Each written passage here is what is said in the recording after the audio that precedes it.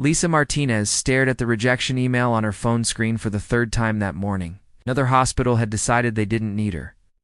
She closed the email app and shoved the phone into her jacket pocket with more force than necessary. The small apartment felt like it was closing in on her. Bills sat unopened on the kitchen counter because she already knew what they said. Rent was due in 2 weeks, and she had maybe enough money for groceries or gas, but not both. 3 months without work was taking its toll on everything. She grabbed her hiking boots from beside the door. When life got too heavy, the mountains always helped her think clearly. The trails near her Colorado town were free, and right now, free was all she could afford. The morning air was crisp as she drove her old car toward the foothills. The engine made a weird noise when she turned corners, but it still ran. That was something at least. She parked at the trailhead and shouldered her small backpack. Water bottle, granola bars, first aid kit, and her phone. Basic supplies for a basic hike. The trail wound upward through pine trees and scattered boulders. Lisa had walked this path dozens of times over the years. When she was still working at the children's hospital, she would come here after difficult shifts. When parents yelled at her for things beyond her control, when she lost a young patient, despite doing everything right, the mountains never judged. They just existed, steady and permanent. Today felt different, though. Today she wasn't escaping a hard day at work. She was escaping the reality of having no work at all. At 34, she was starting over with nothing to show for years of caring for sick children. The hospital had called it budget cuts. Lisa called it the end of the only career she'd ever wanted. She climbed higher, her breathing getting heavier in the thin air. The familiar burn in her legs felt good. At least her body still worked, even if her life didn't. Sweat dampened her shirt despite the cool temperature. She paused at a rocky outcrop to drink some water and looked down at the valley below. From up here, her problems seemed smaller. The town looked peaceful, surrounded by golden autumn trees. Maybe she could find work somewhere else. Maybe she could start fresh in a new place. Maybe things would work out somehow. A sound interrupted her thoughts. It was faint, but wrong somehow. Like an animal in pain, but deeper, more desperate. Lisa had heard enough hurt creatures at the animal shelter too.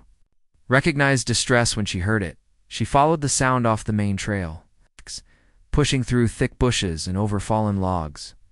The noise grew louder as she climbed toward a cluster of large rocks. Whatever was making that sound was suffering badly. Lisa rounded a massive boulder and stopped dead in her tracks. 20 feet away, caught in what looked like a metal trap, was the most incredible creature she had ever seen. It was about the size of a small horse, but built differently. 4 powerful legs, a long neck, and what appeared to be wings folded against its sides. Its skin was covered in scales that shifted color in the sunlight, mostly gold and green with hints of blue. The creature was clearly in agony. The trap had closed around one of its back legs, and Lisa could see blood seeping from the wound. The being thrashed weakly, trying to free itself, but the movement only made things worse. For a moment, Lisa just stared. This wasn't possible. Creatures like this didn't exist. But the evidence was right in front of her, breathing hard and making soft sounds of pain that tugged at her heart. The creature noticed her and went completely still. Its large golden eyes locked onto hers, and Lisa saw intelligence there. Real intelligence, not just animal instinct. Fear too. This being was afraid. Of her, Lisa's nursing instincts kicked in before her rational mind could interfere. She had dealt with scared, hurt patients before. Species didn't matter. Pain was pain, and fear was fear.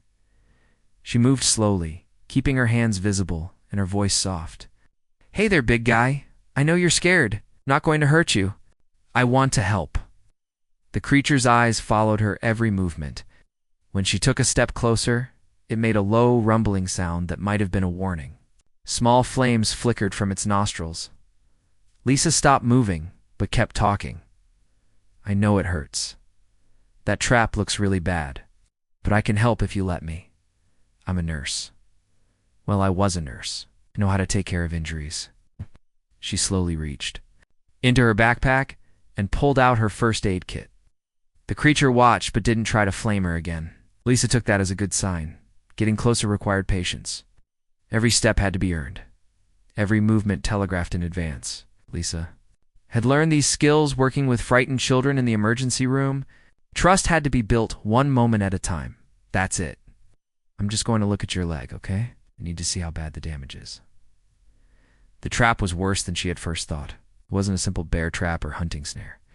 The metal was strange, almost liquid-looking, and it seemed to be designed specifically for this creature.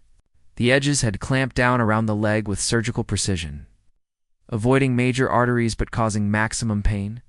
Lisa examined the mechanism while the creature held perfectly still. It was unlike anything she had ever seen, but mechanisms had basic principles. There had to be a release somewhere. She found it after several minutes of careful study. A small panel that responded to pressure in a specific sequence. Lisa pressed the combination and heard a soft click. The trap opened immediately. The creature jerked its leg free and immediately tried to put weight on it. The injured limb buckled and the being nearly fell. Lisa reached out instinctively to steady it, her hands touching the warm scales of its shoulder. The creature could have easily hurt her. It was large enough and clearly strong enough to be dangerous. Instead, it leaned into her touch slightly, as if accepting her help. Easy there. You're going to need to stay off that leg for a while. Let me clean the wound and bandage it properly. Lisa worked with the efficiency of years of medical training. She cleaned the cuts with antiseptic from her kit, noting that they were already clotting faster than seemed normal. The creature's healing abilities appeared to be better than irregular animals. She used gauze and medical tape to create a proper bandage, talking softly the entire time. The creature listened to every word, occasionally making small chirping sounds that almost seemed like responses. There, that should help. You're going to need somewhere safe to rest while this heals. Somewhere away from whoever set that trap. The creature struggled to its feet, favoring the injured leg, but managing to walk. It looked at Lisa for a long moment, then began moving toward a gap between two large rocks. After a few steps, it turned back and made a soft sound. Lisa understood. It wanted her to follow. The gap led to a hidden cave, deep enough to provide shelter and protection. The creature settled down inside with obvious relief. Lisa checked her watch and realized she had been on the mountain for over 3 hours. I need to go back to town for better supplies, real medicine, proper bandages. But I'll come back, I promise. The creature watched her with those intelligent golden eyes as she gathered her things. When she reached the cave entrance, it made a sound that could only be described as grateful. Lisa Martinez had come to the mountains that morning feeling like a failure. It's like someone with nothing to offer the world. She was heading home knowing she had saved a life. Whatever this creature was, wherever it had come from, it was alive because she had been in the right place at the right time with the right skills. For the first time in months, she felt like herself again. She felt useful. She had no idea that her simple act of compassion was about to change not just her life, but the entire future of humanity. Lisa stood outside the cave entrance as the sun began to set. She had hiked back to town, cleaned out her savings account, and returned with bags full of veterinary supplies. The store clerk had looked at her strangely when she bought enough antibiotics and bandages for a large animal. But Lisa had mumbled something about helping a friend with an injured horse. The creature was exactly where she had left it, resting in the back of the cave. Its golden eyes opened when she entered, and it made a soft sound that seemed almost like a greeting. Lisa smiled despite her exhaustion. I told you I'd come back. I brought better supplies this time. She set down her bags and pulled out a battery-powered lantern. The cave filled with warm light, and Lisa got her first good look at the creature in detail. Its scales were even more beautiful than she had realized. Shifting between gold and green with an inner light that seemed to come from within, the wings folded against its sides were delicate but powerful looking, with membrane that caught the lantern light like stained glass. You're magnificent, Lisa said softly. I have no idea what you are, but you're beautiful. The creature tilted. Its head at her words, almost like it understood. Lisa began unpacking her supplies, talking as she worked. I bought everything I could think of. Antibiotics, pain medication, proper bandages, antiseptic, even some high-calorie paste the vet uses for sick animals. Though I'm not sure what you eat. She approached slowly, the same way she had that morning. The creature allowed her to examine the wounded leg without resistance. Injury looked better than it should have after just a few hours. The bleeding had stopped completely, and the swelling was already going down. Your healing is faster than normal, Lisa observed, as she carefully removed the old bandage. That's good. Really good. She cleaned the wound again with proper antiseptic and applied antibiotic ointment before wrapping it with professional-grade medical tape. The creature held still throughout the process, occasionally making small sounds that Lisa interpreted as discomfort but not distress. There. That should help prevent infection. I'll need to change this twice a day until it heals. Lisa settled down a few feet away from the creature and pulled a granola bar from her pack. She was hungry after the long day, but she only had a few bars left until she could afford groceries again. She broke off a piece and offered it to the creature. I don't know what you usually eat, but this is all I have right now. The creature sniffed the offered food, but didn't take it. Instead, it made a gentle pushing motion with its snout, as if telling Lisa to keep it for herself. The gesture was so clearly thoughtful that Lisa felt tears prick her eyes. You're worried? About me, aren't you? You can tell I don't have much. The creature's response was to carefully move closer, until it was lying within arm's reach of Lisa. The warmth from its body was comforting in the cool cave air. Lisa ate her granola bar slowly, making it last. As darkness fell outside the cave, she realized she was going to spend the night here. She couldn't leave an injured creature alone in the mountains, especially one that couldn't properly defend itself. I guess we're having a sleepover, she said with a tired laugh. I hope you don't mind the company. The creature made a sound that was almost like a purr. Lisa took that as approval. She arranged her jacket as a pillow and settled down next to the creature, close enough to monitor its breathing and temperature through the night. The ground was hard and cold, but the creature's warmth helped.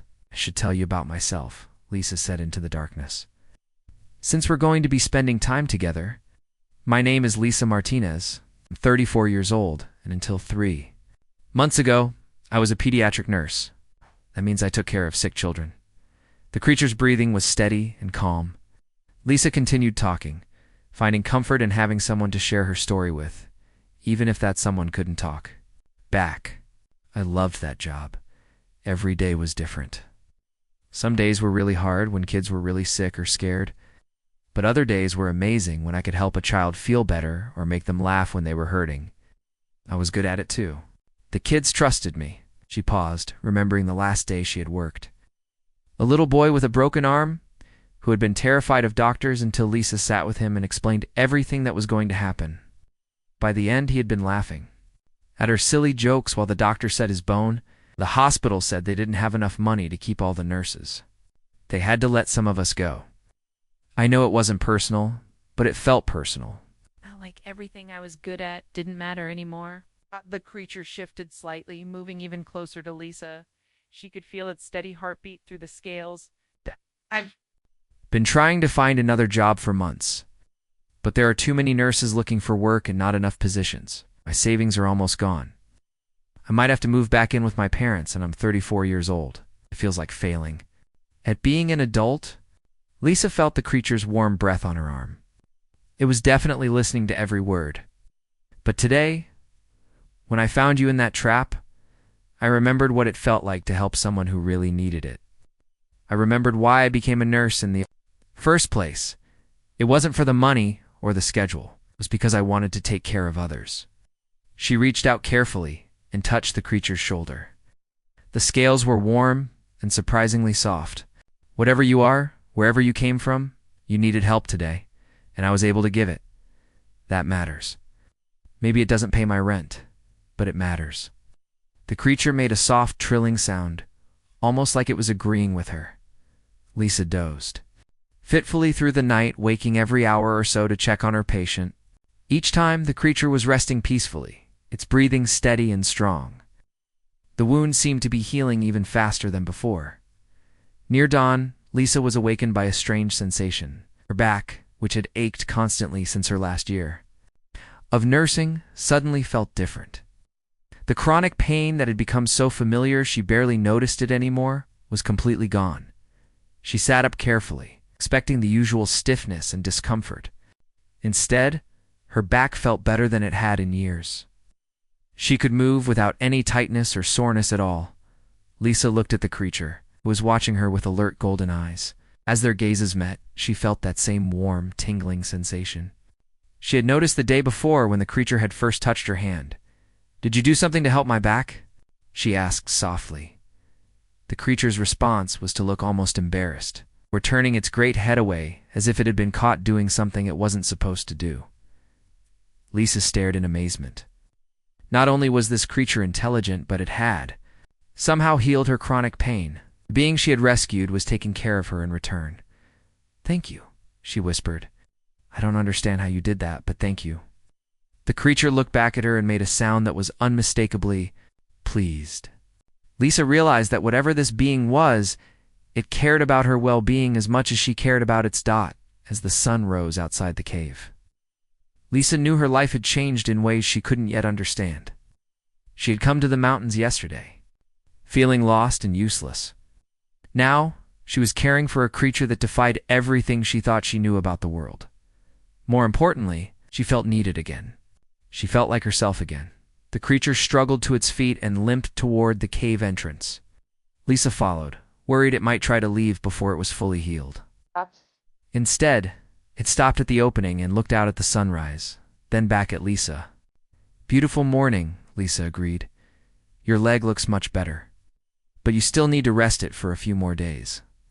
The creature settled back down, seeming to accept her medical advice. Lisa smiled as she prepared to change the bandage again. Whatever. Challenges lay ahead. She had found her purpose again in this impossible situation. She was a caregiver. It didn't matter if her patient had scales instead of skin, or breathed fire instead of ordinary air. Her calling was to help those who needed it, no matter who or what they were. Lisa established a routine over the next few days. Every morning and evening, she hiked up to the cave to check on the creature she had started calling Ember. The name felt right somehow, matching the golden glow of its scales and the small flames. It sometimes breathed when content. Each visit brought new surprises. Ember's leg was healing impossibly fast, much quicker than any animal Lisa had ever treated. By the third day, the creature was walking without favoring the injured limb at all. The wound that should have taken weeks to heal was already closing completely, but the physical healing wasn't the most remarkable thing Lisa noticed. It was Ember's intelligence that truly amazed her. On her fourth visit, Lisa found Ember had arranged small stones in careful patterns near the cave entrance. The designs were too precise to be accidental, too purposeful to be random. When Lisa approached, Ember used one claw to point at the stones, then at her, then back at the stones. "You're trying to tell me something," Lisa said, studying the arrangement, "but I don't understand what." Ember made a frustrated sound and tried again, this time using its claw to draw simple shapes in the dirt beside the stone pattern. Lisa watched carefully, recognizing symbols that looked almost like letters or numbers, but unlike any alphabet she knew. "You have a language," Lisa breathed. "You're actually trying to communicate with me." Ember's golden eyes lit up with what looked like relief. It nodded its great head, then pointed at Lisa and made a questioning sound. "You want to know about my language too?" Lisa guessed. She knelt beside Ember and began drawing letters in the dirt. First her name, spelling it out carefully while pointing to herself. "Lisa, Lisa, that's me." Ember studied the letters intently, then tried to copy them with its claw.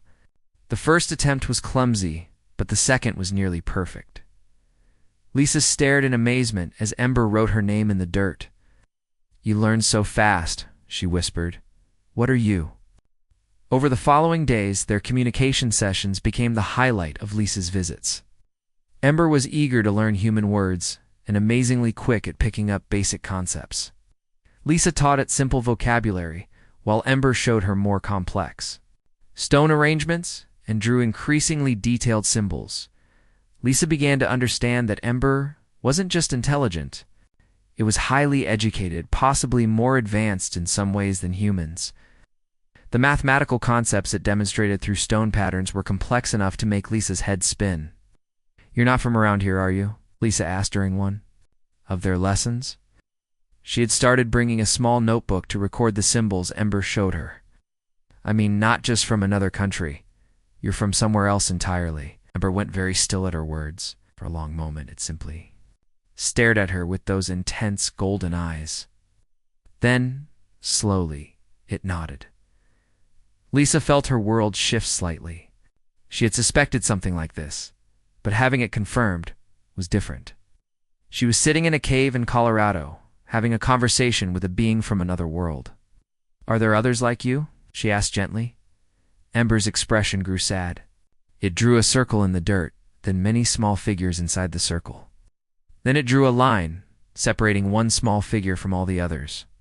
The meaning was clear. Ember was alone, cut off from its people. "How did you get here? How did you get separated?" Ember began a complex drawing in the dirt. It showed what looked like a large oval shape, possibly a ship, with smaller figures.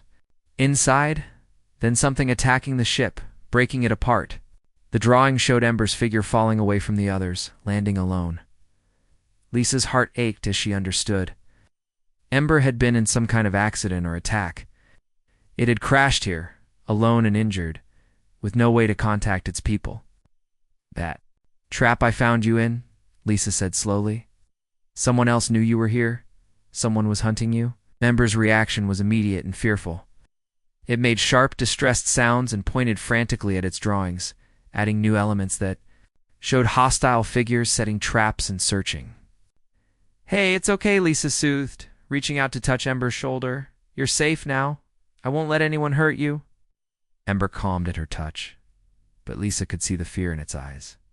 Whatever had happened to Ember's ship, whoever was hunting, it was still a threat. That night, Lisa barely slept. She kept thinking about Ember, alone and scared in the cave, hiding from enemies she couldn't even imagine. By morning, she had made a decision. "I'm staying with you today," she announced. When she arrived at the cave with her backpack full of supplies, "If someone is hunting you, you shouldn't be alone." Ember seemed both grateful and worried by her decision. It led her deeper into the cave than she had been before, through narrow passages that opened into larger chambers. Lisa followed with her flashlight, amazed by the size of the cave system. In the deepest chamber, Ember showed her something incredible. Scattered across the floor were pieces of what looked like technology, but unlike anything Lisa had ever seen. The fragments were smooth and organic-looking, with surfaces that seemed to flow like liquid metal, but felt solid to the touch. Is from your ship," Lisa said. It wasn't a question. Ember nodded and carefully picked up one of the larger pieces. It was roughly rectangular, with strange symbols etched into its surface. When Ember touched certain points on the device, it began to glow softly. "Does it still work?" Ember made a sound that Lisa interpreted as partly. It showed her how several pieces could be fitted together, but other parts were clearly missing or too damaged to function. Lisa studied the technology with fascination. The engineering was beautiful, combining form and function in ways human. Technology hadn't achieved. More importantly, she could see what was broken and what might be fixable. "I'm not an engineer," she said carefully, "but I work with a lot of electronic medical equipment. I might be able to help with some of this." Ember's eyes widened with hope, quickly gathered several pieces and showed Lisa where they were supposed to connect. Some of the connections were obvious once she understood the basic principles. Others required careful experimentation. They worked together for hours. Lisa's practical knowledge of electronics combining with Ember's understanding of the alien technology. Slowly, piece by piece, they began to repair parts of the device. When they finally got a section working properly, the cave filled with soft light and musical sounds. Ember made excited, happy noises and touched Lisa's hand gently with its snout. "We make a good team," Lisa said, smiling. "You know what it's supposed to do, and I know how to fix things that are broken." As they continued working, Lisa realized she felt happier than she had in months. Not just content or distracted from her problems, but genuinely happy she was. Using her skills to help someone who needed it. She was solving problems and making a real difference. More than that. She was building something meaningful with Ember. Their friendship had grown from simple medical care to true partnership. They communicated despite language barriers, learned from each other, and worked toward common goals. "You know what?" Lisa said as they successfully repaired another component. "I don't care that you're not human. I don't care that this is all impossible. You're my friend, and I'm going to help you get home." Ember's response was to gently press its forehead against Lisa's shoulder. The same gesture of affection it had been showing her for days. But now Lisa understood what it meant. In Ember's culture, this was how family greeted each other. She had not just saved Ember's life. She had become part of its family. As the repaired device hummed quietly in the background, Lisa looked around the cave that had become her second home. Tomorrow, she would face her human problems again. Bills, job searches, and an uncertain future.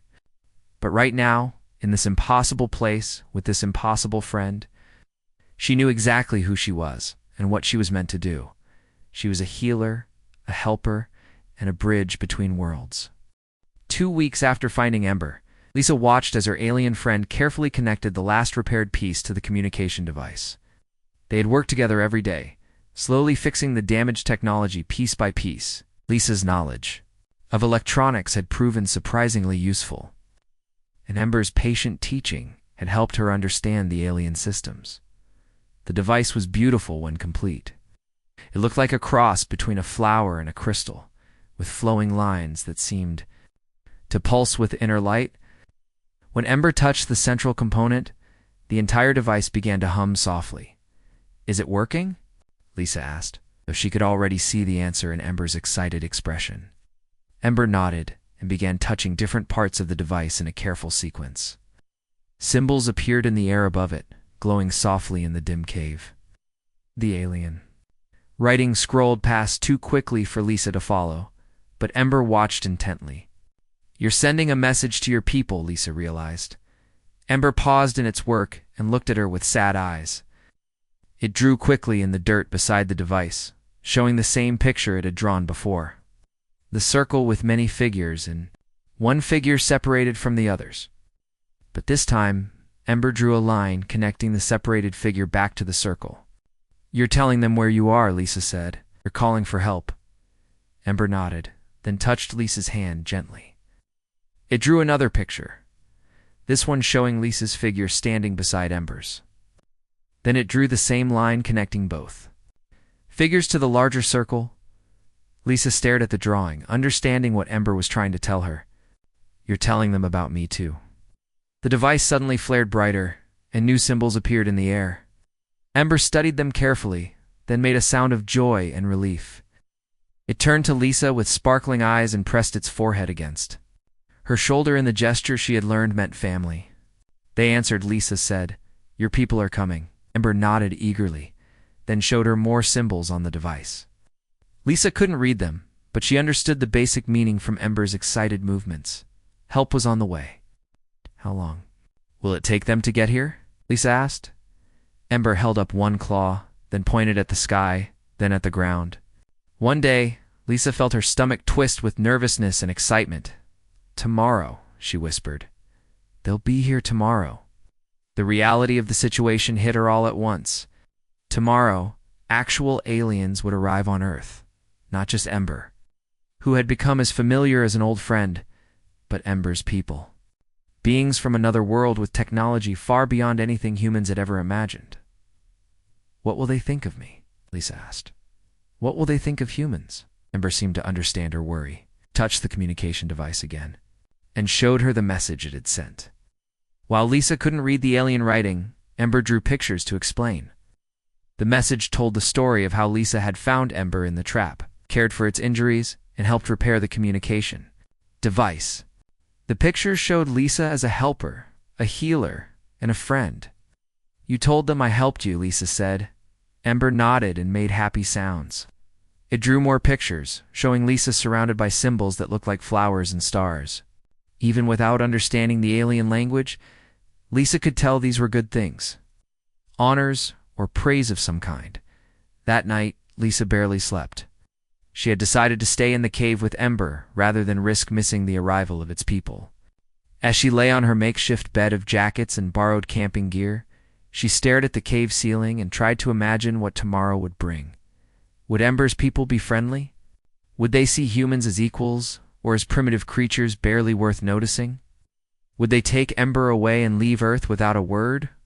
Or would this be the beginning of something bigger? Lisa thought about all the science fiction movies she had watched over the years. First contact with aliens was usually either wonderful or terrible, with very little in between. She hoped real life would be more like the wonderful versions. Ember seemed to sense her nervousness. The alien moved closer and used its body warmth to keep Lisa comfortable through the cool mountain night. Every few hours, Ember would check the communication device. And each time it seemed more excited about whatever messages it was receiving. Dawn came slowly to the mountains. Lisa woke to find Ember already awake, staring intently at the communication device. New symbols were scrolling across its display faster than before. "They're close," Lisa said. It wasn't a question. Ember nodded and made urgent sounds, pointing toward the cave entrance.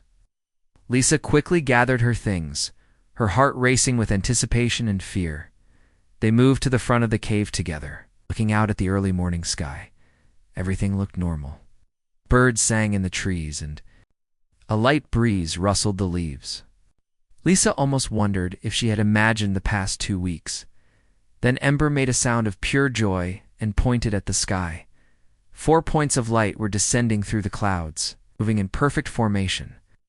As they came closer, Lisa could see they weren't airplanes or helicopters. They were ships, but unlike any aircraft she had ever seen. They moved without sound, gliding through the air like fish through water. The ships were beautiful. Each one was different in color but similar in design, with flowing lines that reminded Lisa of Ember scales. One was deep blue like ocean water, another was forest green. The third was silver like moonlight, and the fourth was gold like Ember's own coloring. "Your family," Lisa whispered. The ships circled the mountain once, then began to descend toward the meadow below the cave. They landed with impossible grace, touching down on the grass without making a sound or disturbing so much as a flower. Ember was practically vibrating with excitement. It started toward the cave entrance, then stopped and looked back at Lisa. "Go," Lisa said softly. "Go see your people." But Ember shook its head and made insistent sounds. It moved back to Lisa and gently took hold of her jacket sleeve with its teeth, tugging her toward the entrance. "You want me to come with you?" Ember nodded firmly and continued tugging. Lisa's nervousness spiked, but she followed. If Ember thought it was safe for her to meet its people, she would trust its judgment.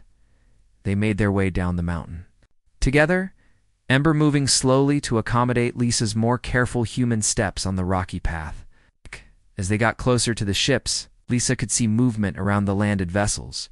Figures emerged from each ship, and Lisa's breath caught in her throat.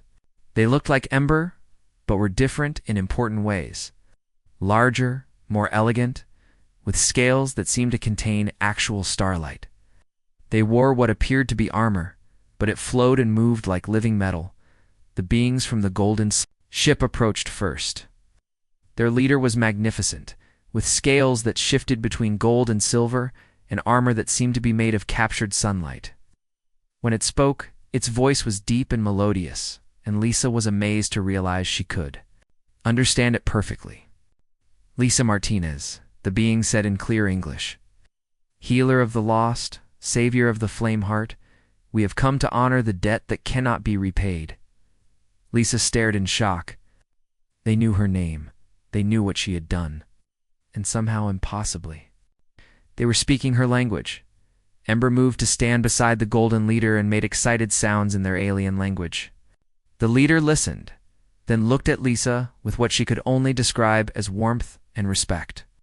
"Our child has told us of your kindness," the leader continued, "of how you risked yourself to save one who was lost and alone, of how you gave aid without thought of reward. Such actions are rare in the galaxy. Lisa Martinez. They mark you as someone of great worth." Lisa found her voice at last. I just did what anyone would do. Ember was hurt and needed help. The leader's expression became something like surprise. What anyone would do? No, young healer. What you did was extraordinary. It was human. Way the alien said the word human made it sound like the highest praise possible. The golden leader gestured toward the other beings who had emerged from the ships. Each one was impressive in their own way, with scales that seemed to capture different elements of light and nature. They approached Lisa with careful respect, as if she were something precious and rare. I am called Bright Star of the First Dawn, the golden leader said. In your language, you may call me Dawn.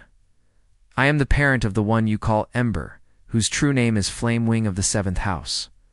Lisa looked at Ember with new understanding. You're a prince, she said softly. Dawn's expression showed something. Like amusement. In human terms, yes. Flame Wing is my heir, destined to lead our people one day. When the ship carrying our young ones was attacked by raiders, we feared the worst. For weeks, we searched every system, every world. We had given up hope. The trap I found Ember in, Lisa said. That was from the raiders, as Dawn replied, its voice becoming hard. The raiders who attacked our ship used such devices to capture our young for sale to others. They had been hunting Flamewing for days before you found them, Lisa felt. Sick at the thought. Ember had been hunted like an animal, trapped and alone, waiting to be sold to whoever would pay the most. If she hadn't decided to hike that particular trail on that particular day, Ember might have died in that trap. But you saved them, Dawn continued, its voice warming again.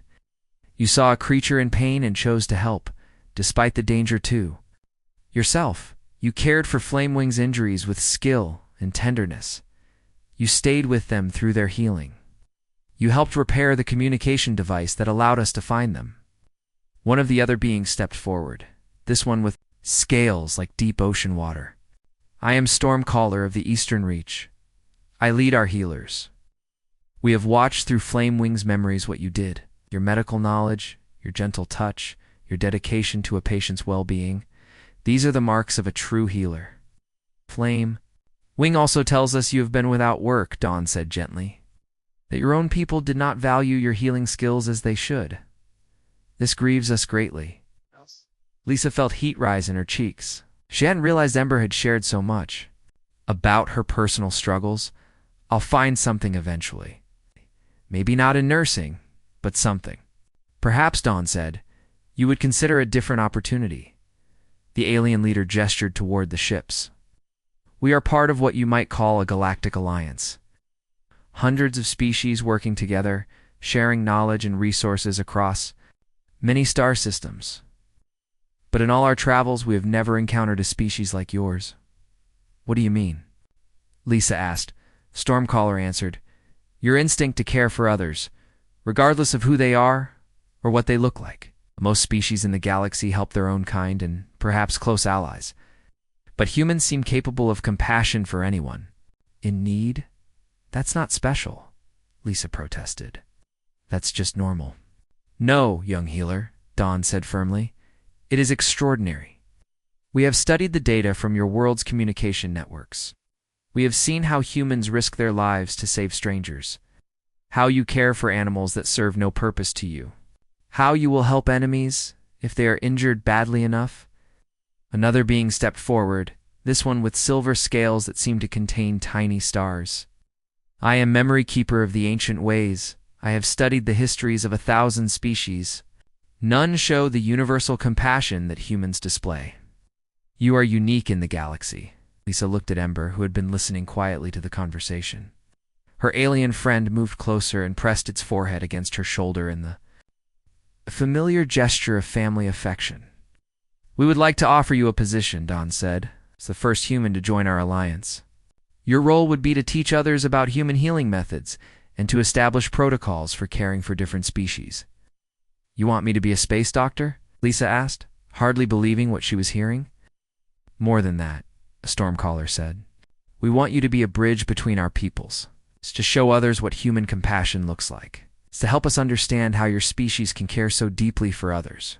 Dawn gestured toward the ships again. The compensation would be significant. Your own medical facility aboard our flagship, access to healing technologies beyond your current understanding, the ability to help beings from across the galaxy, and financial support that would eliminate any concerns about your material needs. Lisa felt overwhelmed. The offer was incredible, beyond anything she could have imagined. But it would mean leaving Earth, leaving everything she had ever known. I don't know, she said honestly. It sounds amazing, but leaving my whole world behind is a big decision. We understand, Dawn said gently. Perhaps there is another way. The alien leader touched a device on its armor, and new figures appeared in the air above them, like three-dimensional pictures made of light. Lisa saw images of a large building with sleek, modern design, surrounded by gardens and landing areas. For spacecraft, we propose to establish Earth's first interspecies medical center, Dawn explained. Here in your home region, you would lead this facility, training other humans in interspecies care, while also serving as our ambassador to your world. Lisa stared at the projected images. You want to build this on Earth? With your permission and that of your governments? Yes. Earth would become the medical hub for this sector of the galaxy.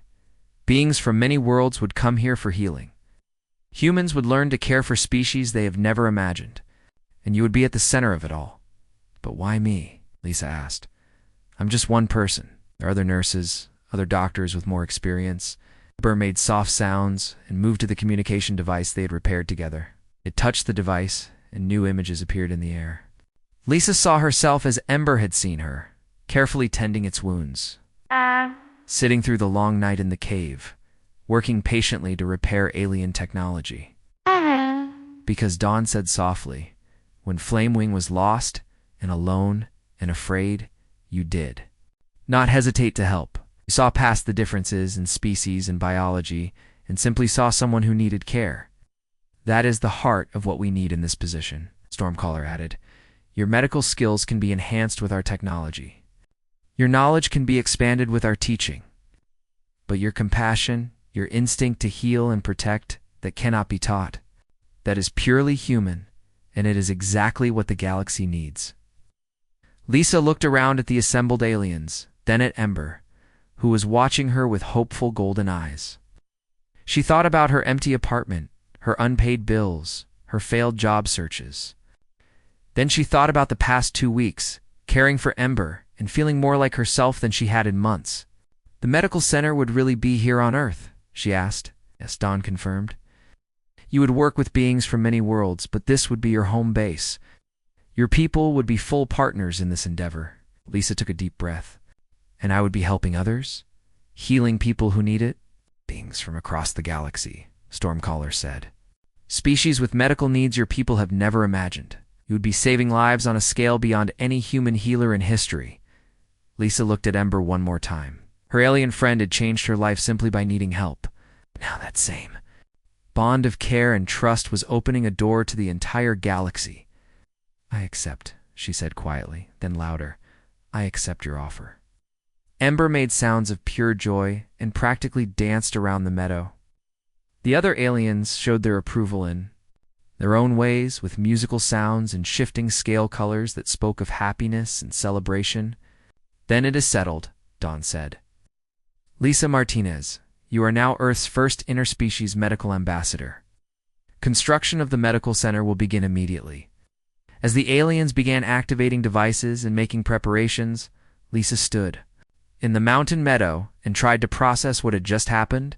24 hours ago, she had been an unemployed nurse with no prospects. Now she was about to become the most important medical professional in human history. But more than that, she was still doing what she had always done, caring for those who needed it, healing the hurt, bringing comfort to the afraid, the patients. Might have scales instead of skin, but the calling was exactly the same. She was a healer. And now, she was a healer for the entire galaxy.